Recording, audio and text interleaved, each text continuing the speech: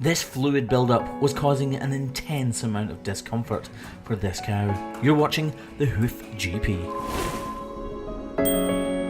So as we can all see, this cow's back right foot is incredibly painful, but I know for a fact she was trimmed just 6 weeks ago, which leads me to believe she's got a fluid-filled cavity in that back right foot, and we're just about to find out.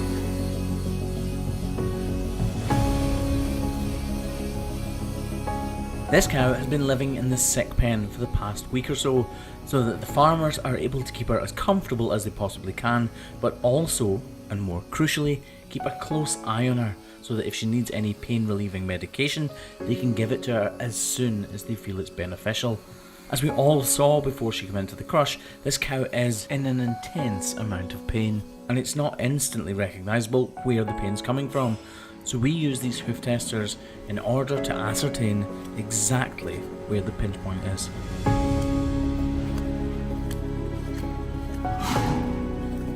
Although you've all seen what the problem is in the end, at this point in the trim, I don't know what the problem is. I only know that a huge amount of discomfort is coming from something hidden underneath these layers of hoof horn, and it's my job to determine what that problem is, to uncover it if I possibly can, but also not to intrude too deeply into the hoof capsule and to leave what I can intact. In all honesty, I thought I would have uncovered the problem by now, so you can see me using my hands around the heel bulb to try to determine what is underneath, currently out of sight.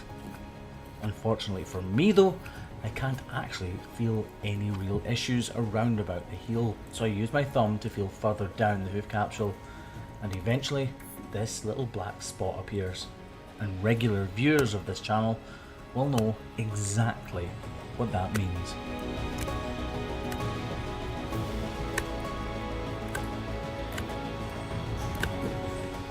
Bingo! This is exactly what I was looking and hoping for. This confirms my suspicions that there's a fluid-filled cavity underneath what we can see right now, but there is much more to come.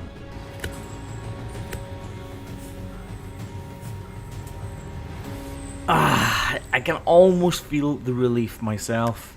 I'm not sure how far the cavity extends, so I press hard with my thumb to try to understand its true extent.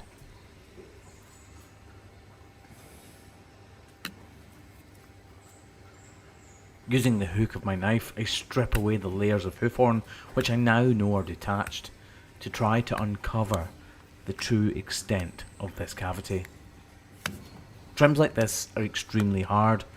As you can see right at the point of her toe, I am very close to flesh and tissue beneath the hoof horn we can see, and at any point we could slice into the corium unintentionally.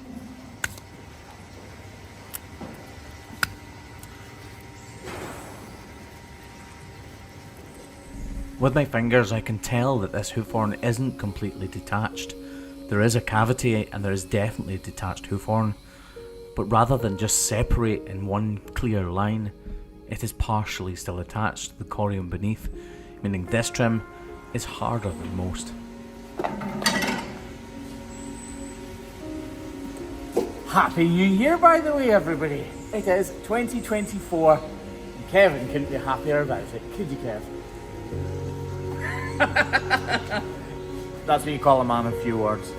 With that block now firmly glued in place, it's time to attempt to remove the detached hoof horn.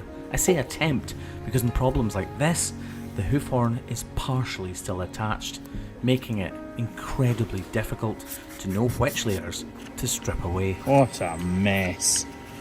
What a total and utter mess. No wonder she was so painful. Fluid spraying out of a hoof capsule like that leads to one conclusion. There was an extreme amount of pressure within her hoof capsule, and that pressure was bearing down on the corium, causing extreme pain. So it's little wonder she was so lame. Now that we've trimmed her, it's time to let her out of the crush and see how she's walking. I've got my fingers crossed, but experience tells me that she's going to be walking miles more comfortably than she was just a few minutes ago.